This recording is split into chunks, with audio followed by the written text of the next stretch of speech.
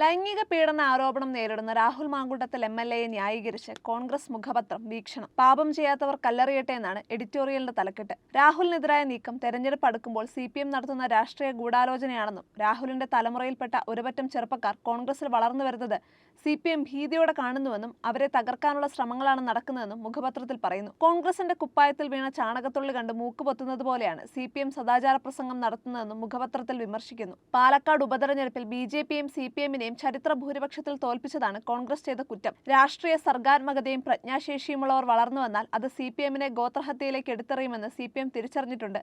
അപവാദങ്ങളിൽ പതറാതെയും വ്യക്തിഹത്യകളിൽ തളരാതെയും മുന്നോട്ടു പോകണമെന്നും വീക്ഷണം നിർദ്ദേശിക്കുന്നു.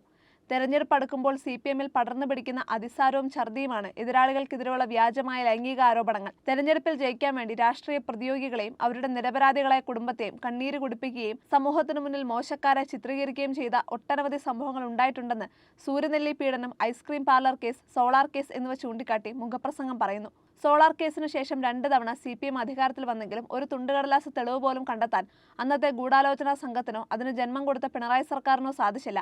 നിയമസഭാ നടപടിക്രമങ്ങളിൽ ഭരണപക്ഷത്തെ നിരായുധരും വിഷർണരുമാക്കുന്ന ആയുധങ്ങളുള്ളവരും അത് പ്രയോഗിക്കുന്നതിൽ പ്രാവീണ്യം തെളിയിച്ചവരുമാണ് 1/2 ഡസനിലേറെ വരുന്ന കോൺഗ്രസിന്റെ ഈ കത്തുന്ന സൂര്യന്മാർ. മറ്റ് പാർട്ടികൾക്കില്ലാത്ത മികച്ച വിത്തുഗുണത്തെ ചവിട്ടിയരച്ച് കുലമൊടുക്കുകയാണ് ഇത്തരം രാഷ്ട്രീയ പ്രേരിത ആരോപണങ്ങളുടെയും വ്യക്തിഹത്യകളുടെയും ലക്ഷ്യം.